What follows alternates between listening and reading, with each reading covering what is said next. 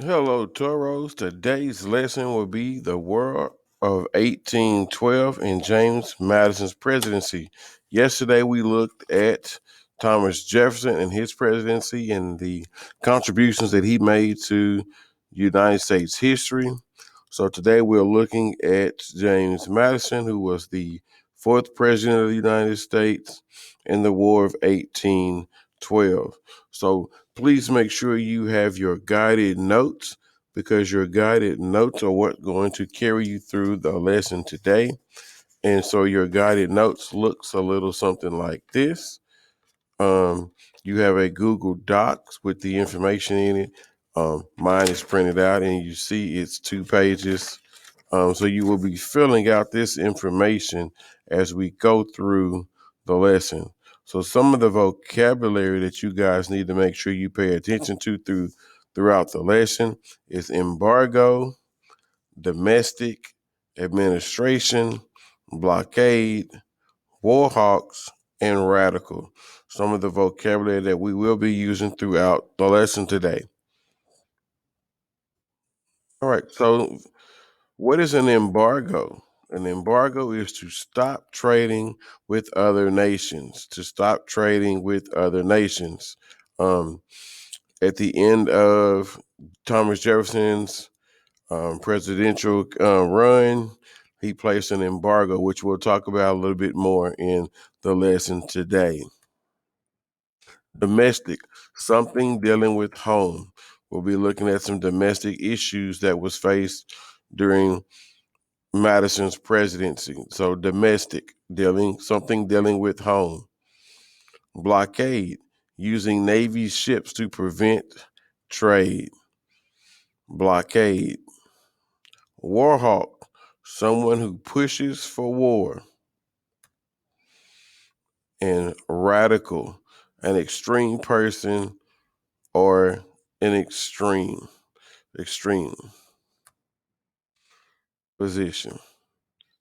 So causes of the war. So were several issues that caused the United States to enter into the War of 1812.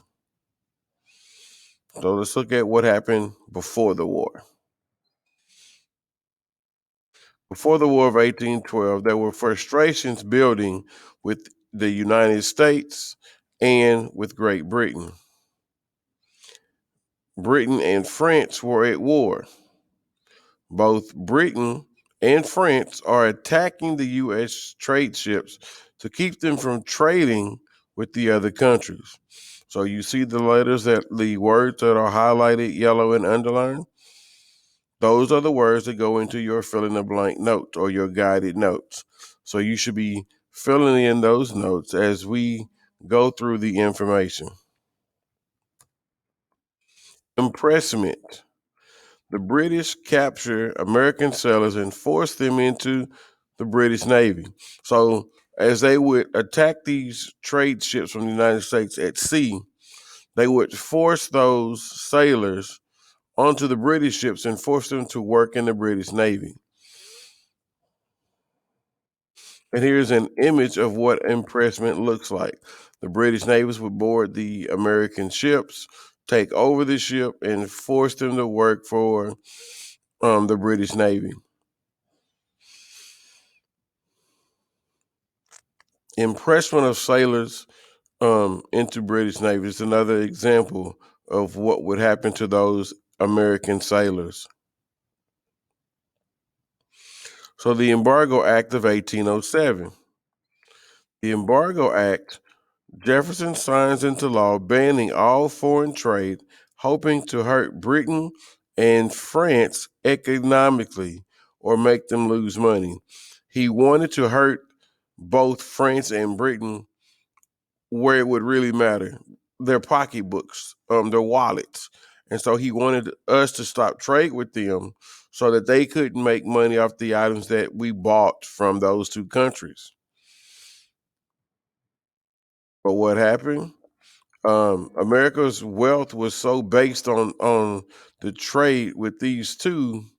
Um, it meant that the Americans had to go without sugar, tea, and other imports that they got from those two countries because they were major trade partners with the United States.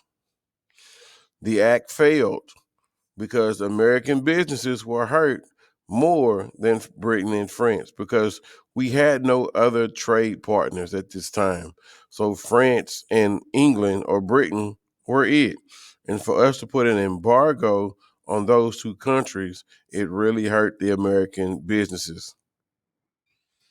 And so here's a political cartoon that poked fun at the Embargo Act because some of the people did not approve. Businesses definitely did not approve of it. And so, again, this is a political cartoon from the aspect of someone who was against the Embargo Act. So James Madison, the fourth president, um, he was a Republican.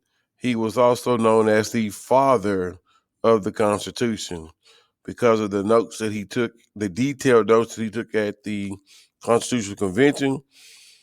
We understand the process that it took in order to create the new government for the United States.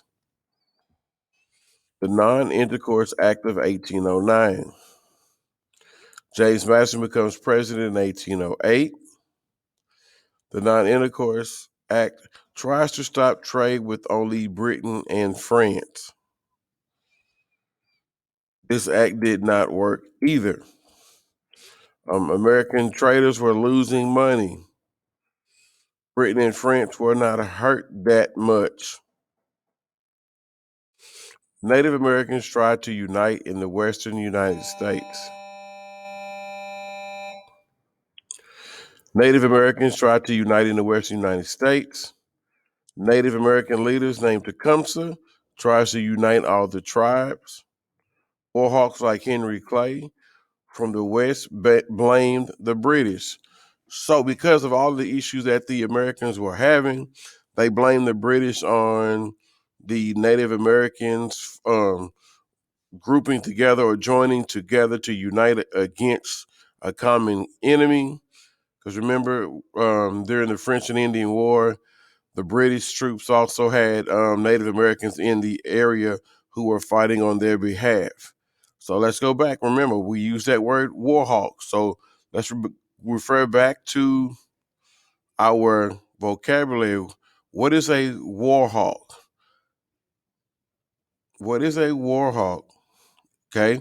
So if you need to look back at the vocabulary, look back at the vocabulary. A warhawk was someone who pushed for war. So Henry Clay was one of those members of the legislature who were fighting to go to war with Britain because of the issues that they were facing, not only at sea, but in the United States as well. Tecumseh then gets help from the British in Canada. Because remember, even though the British gave up their rights in the American part of the world, they still had sections in Canada that they were still settled in. And so they were able to send people to help the Native Americans in the western parts of the United States.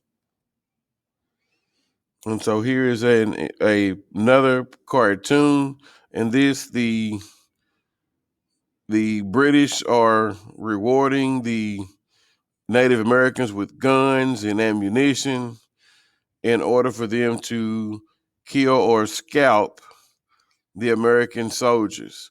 And so they were rewarding the Native Americans for doing their bidding and taking out the American soldiers. Warhawks in Congress blamed the British for Indian problems because they were supporting the Native Americans in the western part of the United States.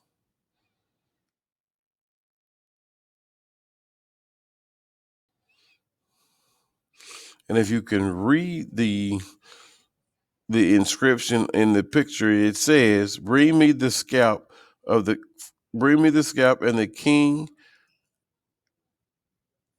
our master will reward you.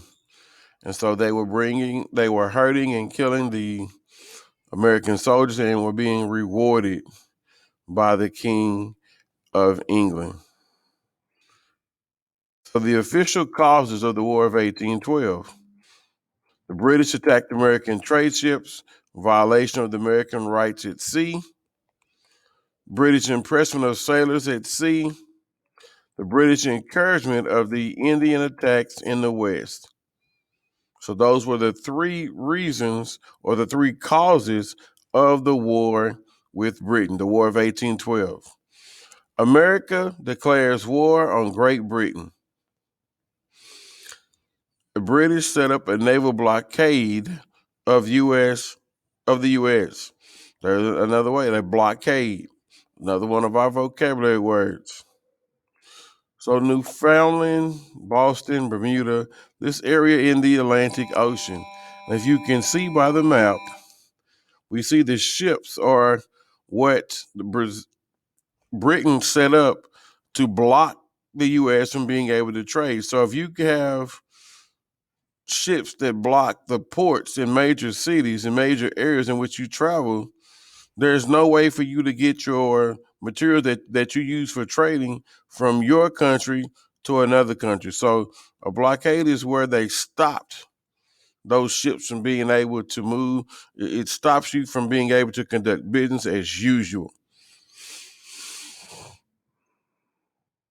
And so the eastern coast of the United States was shut down to trade because of this naval blockade.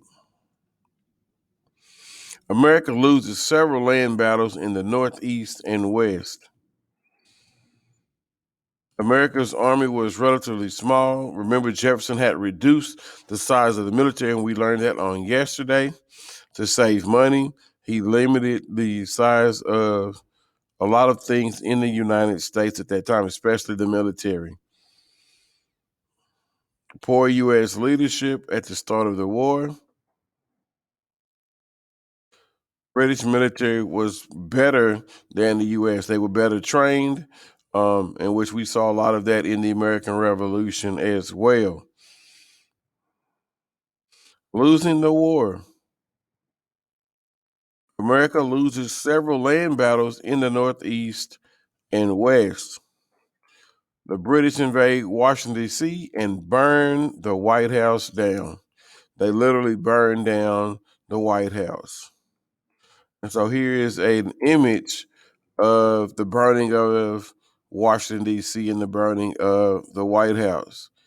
So the building that you guys see today, when you see pictures of the White House, is not the original White House that was built in D.C. It had to be rebuilt.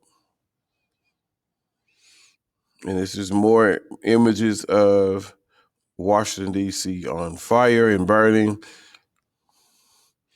Dolly Madison, the president's wife, wanted to make sure she preserved some of the history that was in the White House. And so she had several famous artifacts from the White House taken before they could be destroyed from the fire.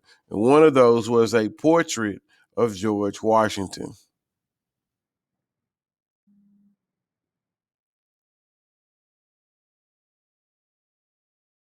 And so here is a map of the battles that took place in the year that they happened within the Battle of 1812. And as you see, the battle did not just last in the year of 1812.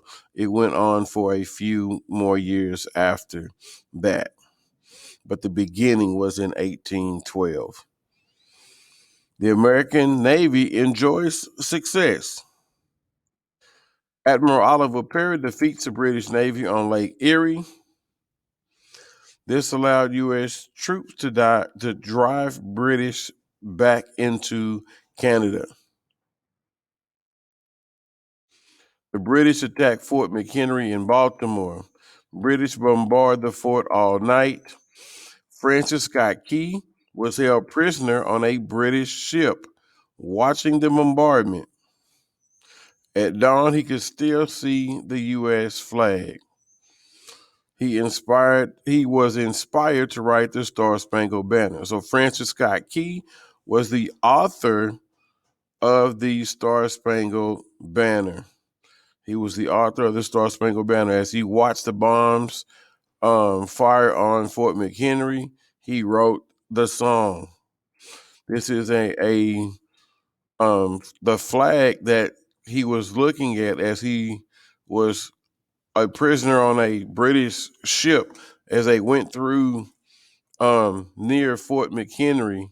He was able to see this flag still waving at the fort, even though they were under attack. And so this is the flag hanging in a museum. Here's another image of the flag. And so the national anthem, the Star Spangled Banner. And here's a clip of the national anthem playing.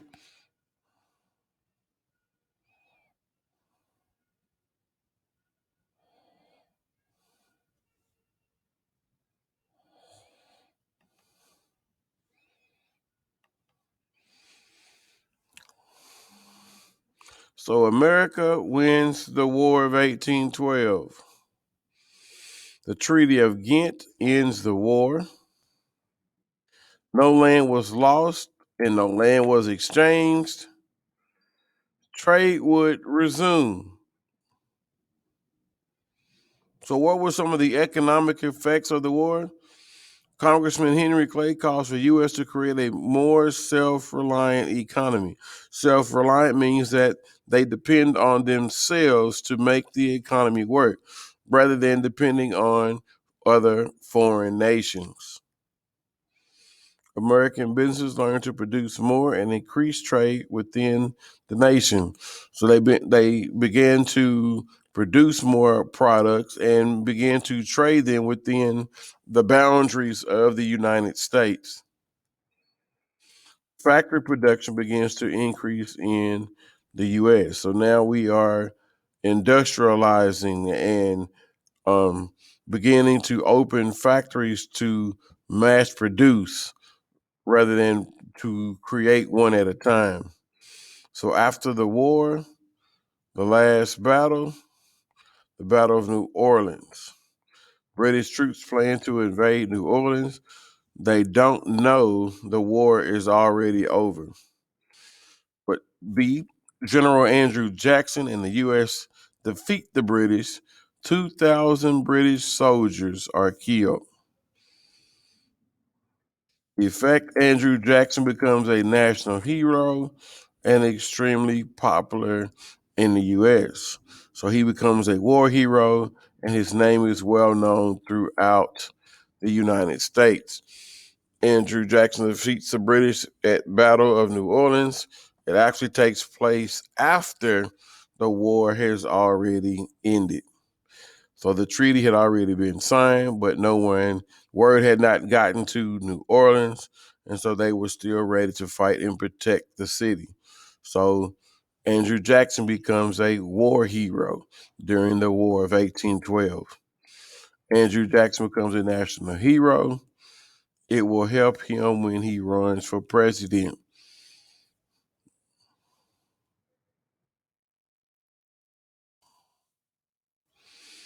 In 1814, we took a little trip along with Colonel Jackson down the mighty Mississippi. We took a little bacon and we took a little beans and we caught the bloody British in the town of New Orleans. This is the words of a song that was written based on the experience of the U.S. Army fighting in the Battle of New Orleans. And the song is called Old Hickory. And it was about Andrew Jackson. All right, guys, this is our lesson for today. So you should have your um, War of 1812 guided notes completed. If not, make sure you use the guided notes and the presentation that I have attached within the folder for today. Hope you guys are having a great day. I know yesterday was a little long with the work that we have, but it was work that needed to be done. Um, you guys have a great day. If you have any questions or something that you don't understand, please don't hesitate to reach out to me. Have a great day. See you guys later.